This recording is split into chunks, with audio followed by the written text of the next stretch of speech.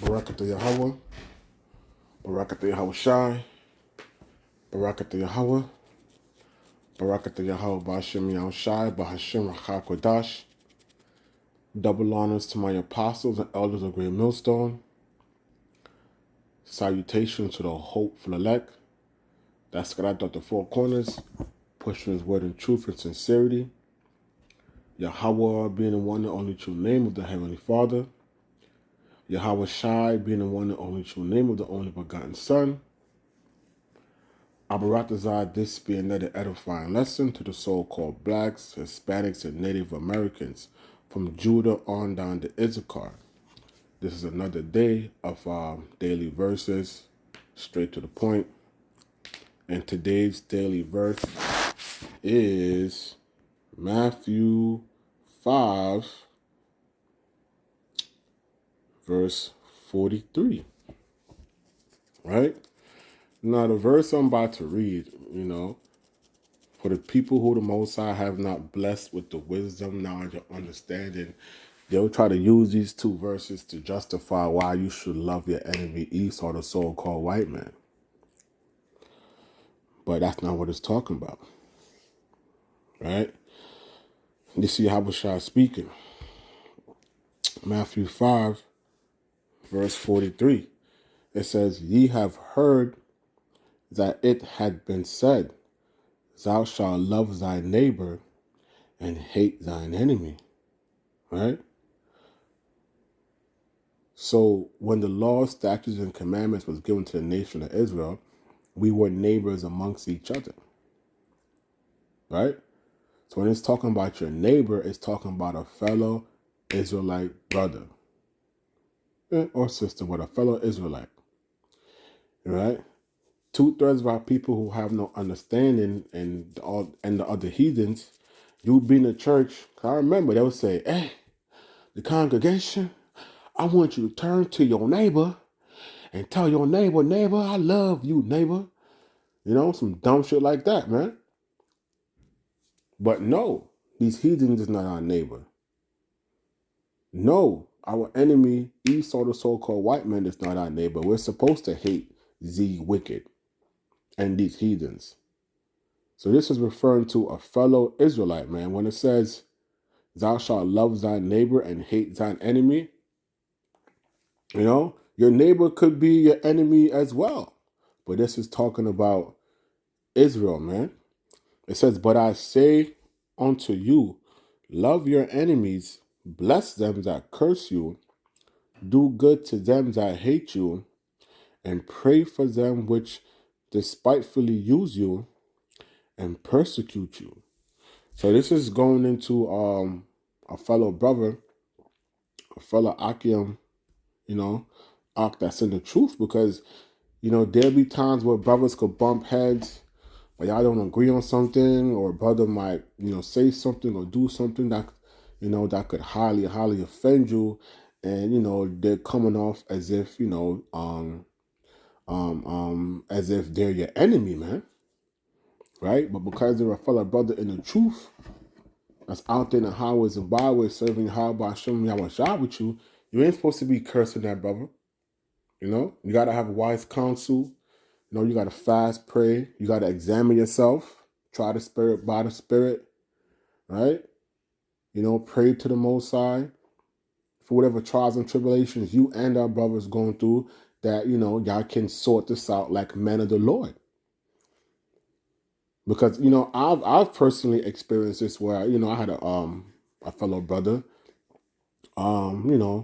said some wild shit to me. And I'm like, what the I was like, what? I didn't curse that brother. I didn't try to fight that brother. We had counsel. And I did pray, man. I prayed at the Most High, whatever, the situation played out how it played out. And, the brother is still here in the camp, pushing the word. But nevertheless, I prayed to the Most High that, the Most High be with that brother, guide that brother, heal that brother, so we can work things out and just, let things be and let us, both continue the mission of serving Yahweh Shem Yahushai. Because just like how with Yahweh Shai, he had elect members cursing him, persecuting him, So this is what it's talking about, man. It's talking about our fellow brethren, man. And to back that up, right? We're going to get Luke, verse 23. And I'm going to start from verse 13. The point is in verse 34, but I just want to give the backstory, for further edification and clarification and understanding. Verse 23 and 13. The title is Pilate's judgment.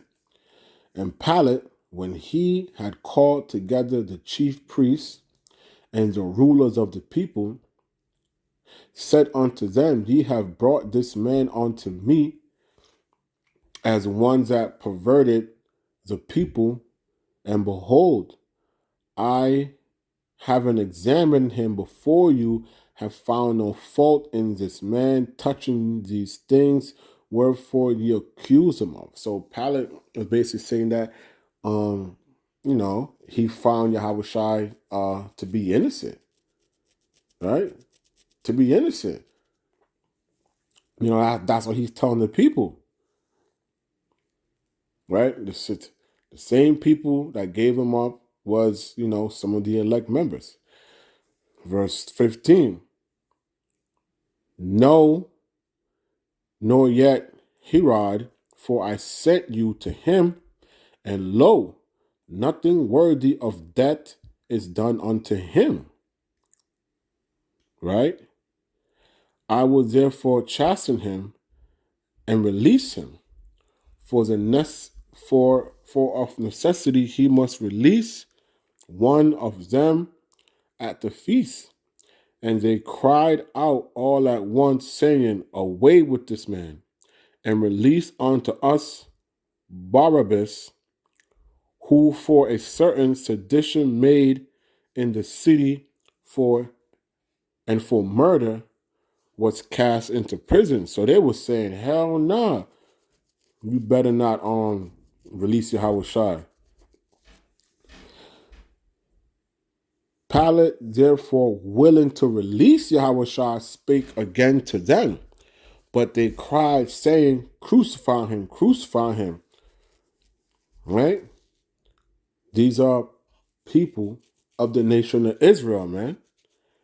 And he said unto them the third time, because he's like, yo, like what the fuck? Like, like I perceive this man to be innocent, but y'all so hell bent on this man being crucified. Like, he's like, damn. And he said unto them the third time, Why?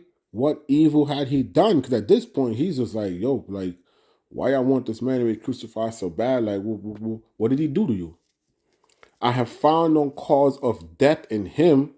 I will therefore chastise him and let him go. So he just saying, like, I'm going to just give him like a light punishment and let him go. Like, like, I don't whoop him, part of it's his punishment, but this man don't deserve to die. And they were instant with loud voices requiring that he might be crucified. And the voices of them and the chief priests prevailed. And Pilate gave sentence that it should be as they required. So eventually he just like, fine, fuck it. Like, I want this man to be crucified so bad, then all right. And he released unto them him that for sedition and murder was cast into prison, whom they had desired, but he delivered Yahushua to their will. Right? And this is the point I want to get here. Verse 34, where Yahushua says, Then said Yahushua, Father, right? Meaning Yahweh, because Yahweh is his father. Forgive them, for they know not what they do. Why? Because there was elect members amongst that crowd that was begging for Yahushua to be crucified, man. And what did Yahushua say? He prayed It's like he prayed to his father to forgive them because they don't know what they do. So we're going to have fellow brothers in the truth that may do something or say something to offend you. It could even be a new brother or, just whatever's going on, man. And they do some shit and, say something where they don't even think that they're wrong of saying, but, we in the flesh, man. We in the flesh and, these demons do attack us, right? And we got to pray for them, man. We got to pray for them. So they're saying, talking about our actual enemies, talking about a fellow brother in the truth, man. So Abaratazar, this was another edifying lesson to the hopeful elect. I want to give our praises. Oh, Salaki, I didn't finish. Verse 34. Then said Yahweh Shai, Father, forgives them, for they know not what they do. And they parted his remnant and cast lots. Yeah, they do had some officers that was gambling, playing dice, to see who, whoever was going to win to get the remainder of Yahweh Shai's clothes.